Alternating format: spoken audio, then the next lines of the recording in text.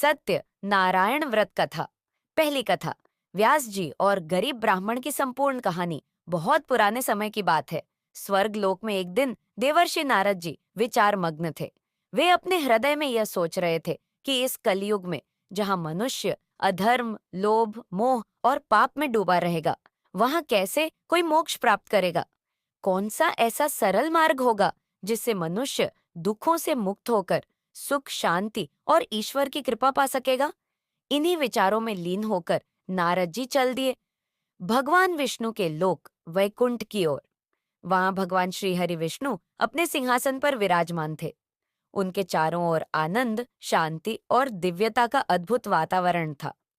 नारद जी ने उन्हें प्रणाम किया और पूछा, हे प्रभु, कृपा करके मुझे यह बताइए कि कलयुग में प्राणी पाप से कैसे मुक्त होंगे।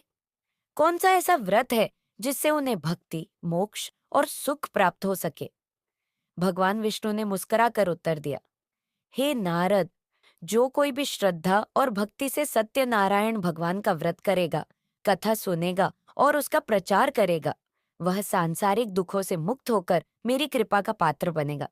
यह व्रत अत्यंत प्रभावशाली है। इसे करने से दरिद्रता दूर होती है, संतान सुख मिलता है और जीवन में शांति आती है। इसके बाद भगवान ने नारद जी को इस व्रत की विधि और इसकी महिमा बताई। उन्होंने एक ऐसी कथा सुनाई जो इस व्रत की महिमा को प्रकट करती है। वह कथा है गरीब ब्राह्मण की। काशी के निर्धन ब्राह्मण की कथा। काशी नगरी में एक अत्यंत गरीब वृद्ध ब्राह्मण रहता था। वह दिखने में दुर्बल, कांतिहीन और वस्त्रहीन था, लेकिन उसका हृदय पूर्णतः भक्ति भाव से भरा हुआ था। वह प्रतिदिन प्रातः उठकर गंगा स्नान करता, मंदिर में जाकर भगवान का ध्यान करता और फिर भिक्षा मांगकर जीवन यापन करता। उसकी निर्धनता इतनी थी कि कई बार उसे भूखा ही सोना पड़ता था। एक दिन वह बहुत दुखी मन से गंगा तट पर बैठा था। उसकी आंखों से आंसू बह रहे थे।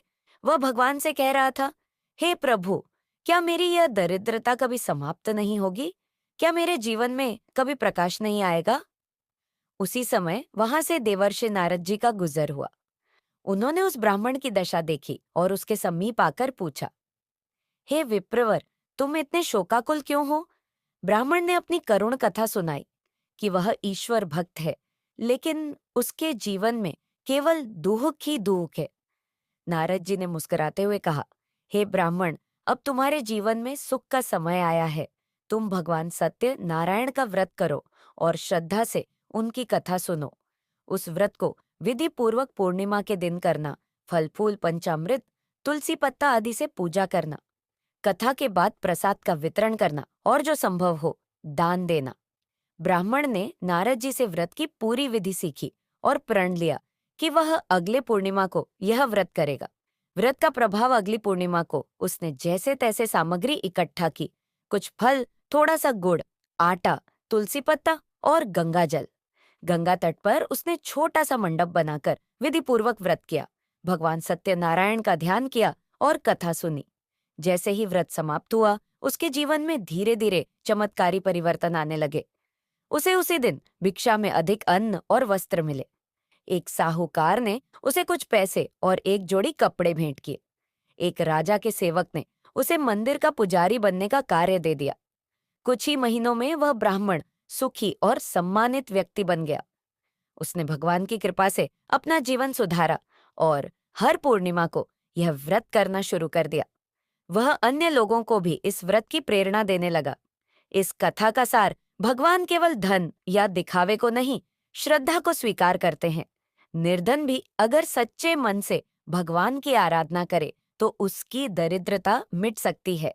सत्यनारायण व्रत एक चमत्कारी और फलदायक व्रत है जो जीवन में सुख, समृद्धि और शांति लाता है।